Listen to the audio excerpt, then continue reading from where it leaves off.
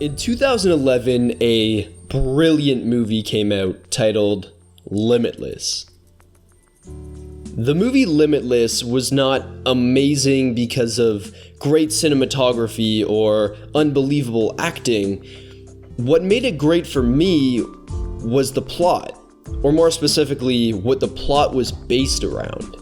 You see, in the movie Limitless, Bradley Cooper's character receives this sketchy underground drug called NZT48. When he takes this drug, it improves his cognitive ability by 500%.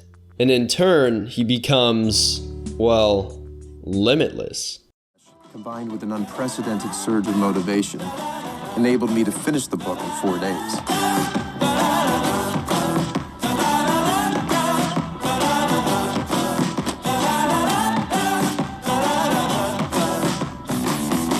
A tablet a day, and what I could do with my day was limitless.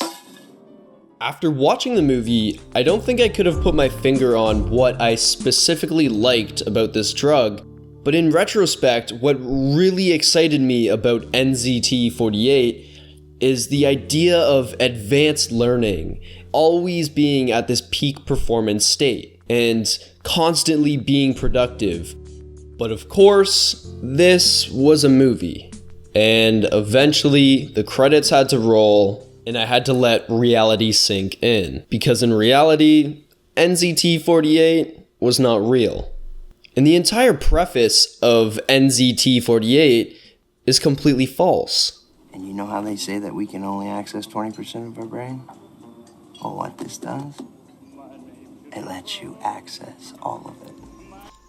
This is bullshit. I wish it wasn't at all, but scientists have clearly debunked this myth. And of course, knowing this, my logic said to me that NZT48 was completely false. There's no such thing, nor would I ever find anything like it. But it was too late.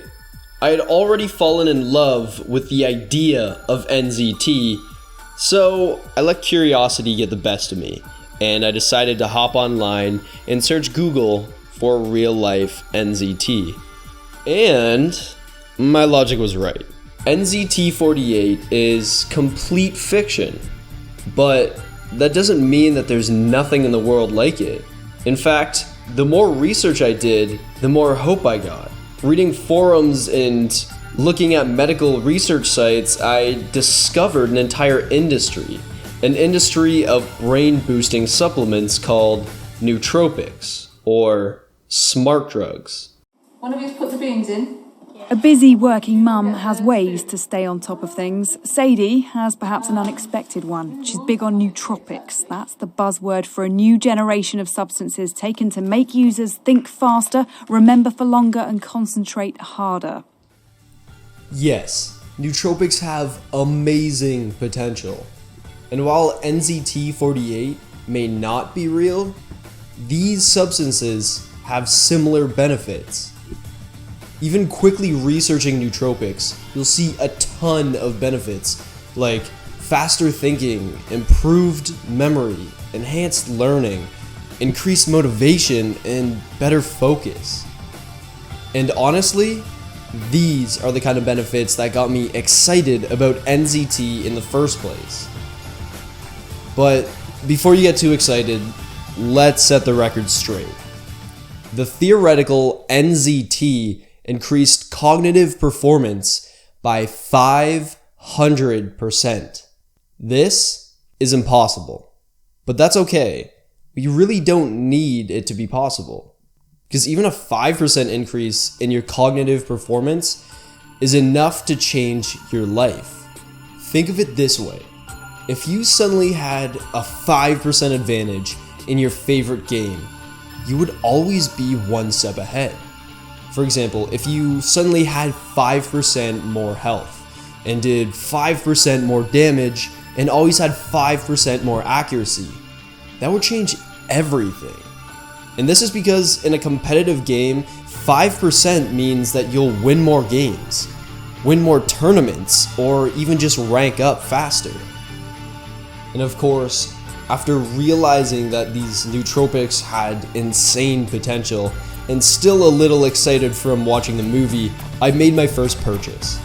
And after doing so, I continued to hype myself up and look around online. I skimmed over forums and read about other people's experiences with nootropics. And then I realized something. I realized that most of these people had used some sort of benchmark to measure their improvements with nootropics. The most popular solution was using cognitive tests, like IQ tests or memory tests. Others even just studied for their exams, took the exams, and wrote about their experiences doing so. So at this point, I started thinking to myself, what am I going to use to measure my experience? And so I kept reading on, looking for ideas, and then I saw the perfect idea: video games. Video games would automatically measure my scores, they would allow me to measure my results before and after, plus I really want an excuse to play Call of Duty. A few days later, my package arrived. I was introduced to a scale and a few bags of sketchy white powders. Thank God my parents had not opened this before I did. With nootropics in hand, I was ready to begin the experiment. The first step was to play 1 hour of Call of Duty without nootropics. And, with no surprise, I played like normal.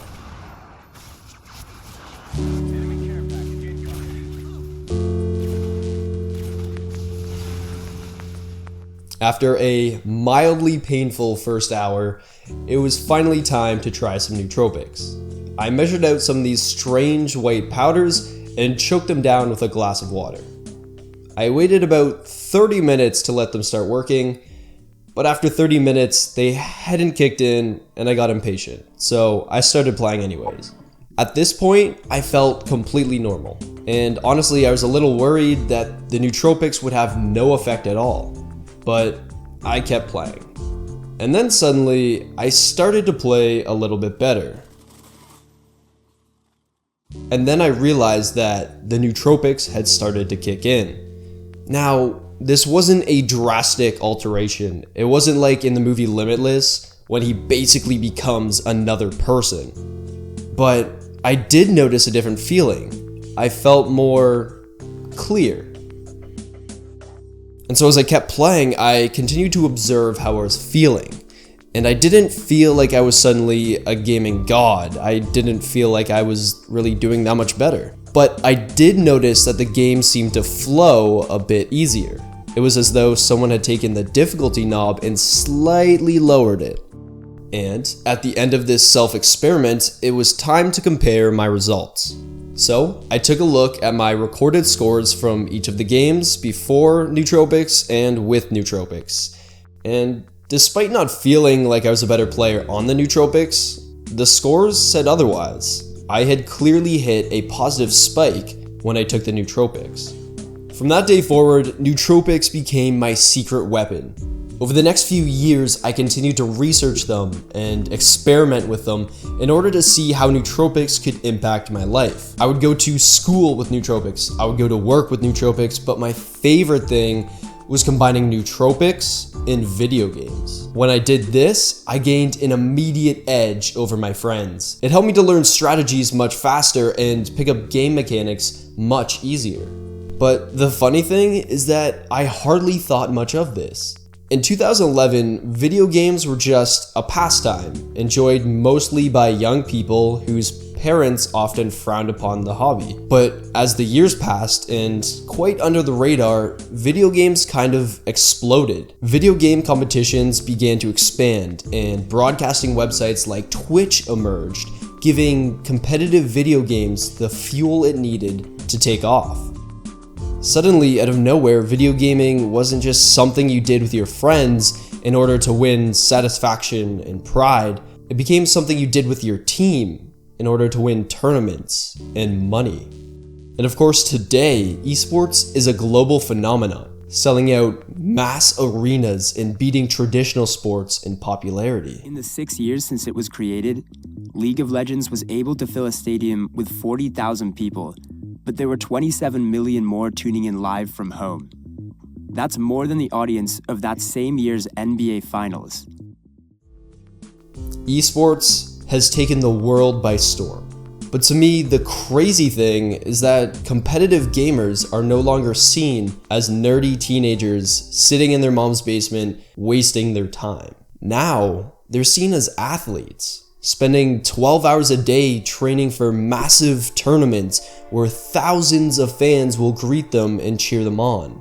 So I guess all of this really begs the question, if a casual gamer like myself can get an edge from nootropics, if I can outperform my friends and learn some game mechanics a little quicker, what kind of an edge can these nootropics give to a pro?